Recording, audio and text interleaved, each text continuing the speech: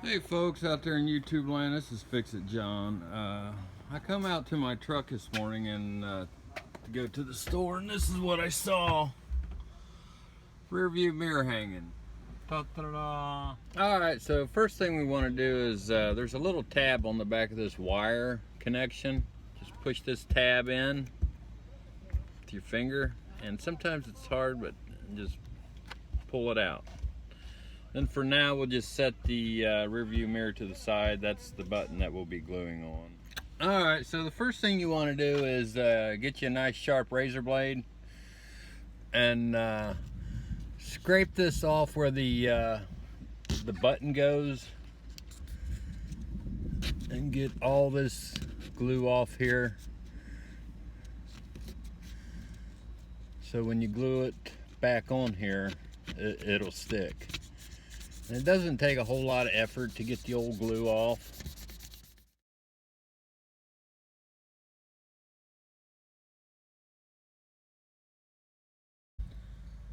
Okay, and like I said, this dotted band up here, it actually serves as a third visor.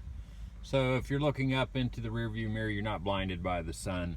And you might ask, while I have you here, why does it continue around all the way around the windshield? Fix It John? Well, I'll tell you why. I looked it up.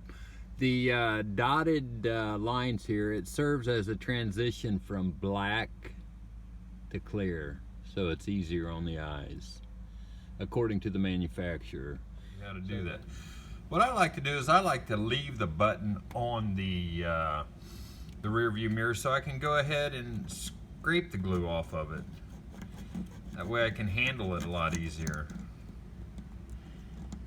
And you know, if you take it off and try to do it, you might cut yourself, and it's just harder to handle with it off the rear view mirror. So I leave it on here, and I'll scrape all this glue off. Really, you need to try to get all the glue off. You don't need to gouge into the metal.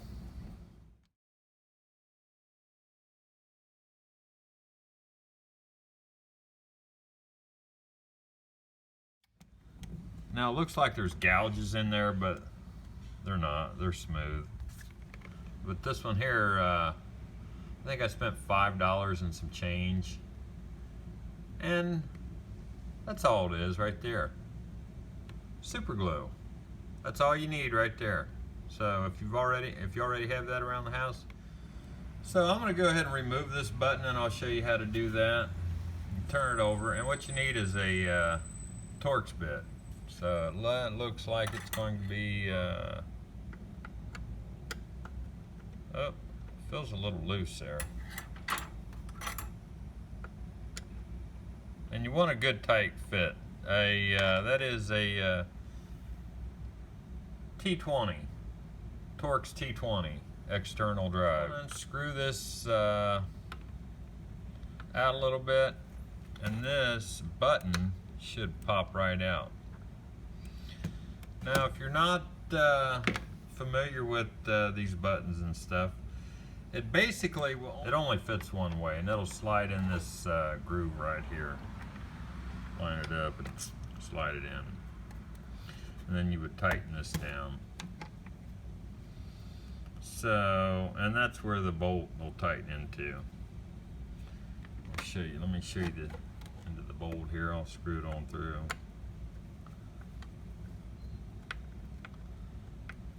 See that little point in there? So what I'll do is I'll wash my hands, and I'll put on a pair of rubber gloves. So because your hands will keep seeping oil, I don't care how clean they are. Okay, what you want to do before you glue it on is note the orientation of the way the button is going. So, because once it's on there, it's on there.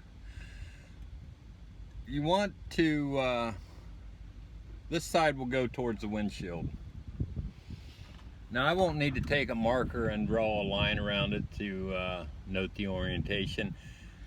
You know, like I said, it doesn't have to be perfectly straight. If it's at an angle a little bit, you can make up for that adjustment right here in your rear view mirror. So that's not a big deal. Hey guys, this is Fix It John. I lost some video in the editing process, so I'm going to do an overreach video here. After you scrape your button and the windshield we scraped earlier, and before you add your super glue to the button, you'll want to use some rubbing alcohol and clean paper towel. And just put some alcohol in your paper towel and rub, clean the back of the button that you'll be applying the glue to, and the windshield where it'll be going. And just let that dry. It'll dry. 1, 2.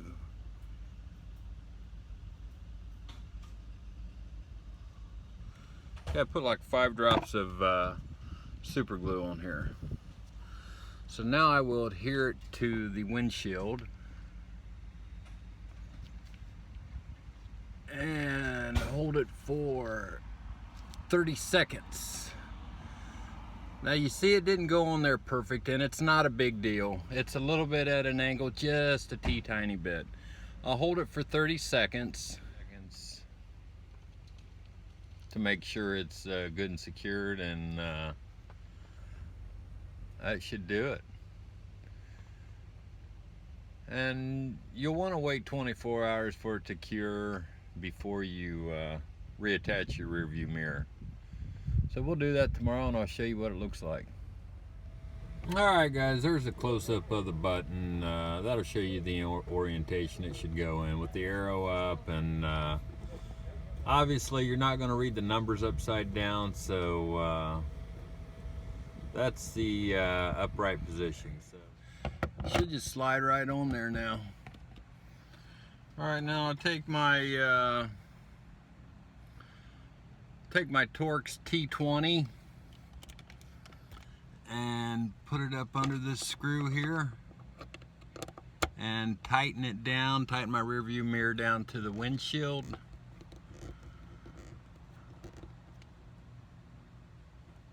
And I'll plug it back in, and it just snaps in. Just snaps in right there.